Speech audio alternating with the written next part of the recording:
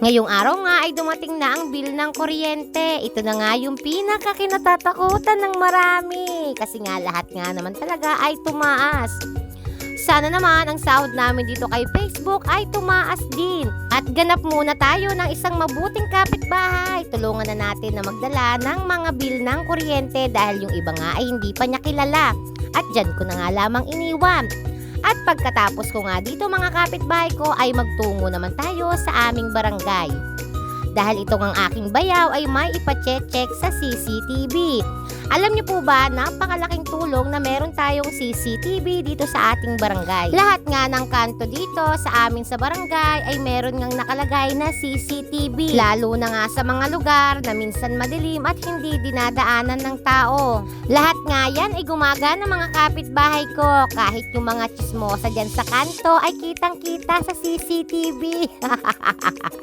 At maya-maya nga lamang mga kapitbahay ko ay pumasok na tayo dito sa opisina ng aking kapitana. Pasensya na po kapitana, wala po kayo kaya po kami pumasok na. At meron nga lang po kami kailangang ipareview po sa CCTV. Hala siya! Kitang-kita ko ang mga chismosa sa bawat kanto. Nagkukwentuhan. Joke lang po yun. Kaya thanks nga pala kuya, hindi ko na naitanong ang iyong pangalan at hindi na kita na-shoutout dito sa aking video. Salamat nga pala sa pag-assist mo sa amin. Hindi nga lamang namin nakita kung nasaan ang nawawalang susi. O diba mga kapitbahay ko, napakalaking tulong kapag meron tayong CCTV dito sa ating barangay. Kasi hindi man natin ma-actionan agad pero alam natin kung ano ang nangyari once na pinareview natin sa CCTV. At hindi nga lamang siya basta naka-display sa may poste, gumagana siya mga kapitbahay ko. Kaya pagkatapos ko nga dito mga kapitbahay ko ay samahan nyo na akong umuwi. Buti na nga lamang at meron akong nakita dito sa barangay na pandesal. At yan nga ang gagawin naming content.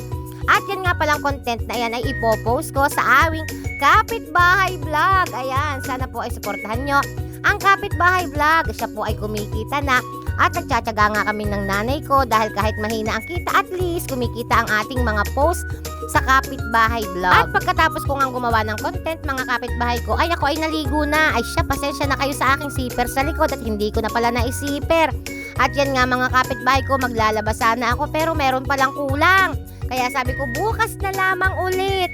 Yan, ito nga pala mga kaganapan sa amin ngayong araw mga kapitbahay ko. Sa mga oras na ito nga mga kapitbahay ko ay hindi pa nga ako nakakapag-edit. Napakadaming trabaho ng inyong kapitbahay. Talaga namang kulang ang isang araw para matapos lahat ng gawain. Pero sabi nga nila, ang nagtsatsaga ay may makukuhang biyaya. Amen! Ako naman, ibigay na yung biyayang iyon. Salamat!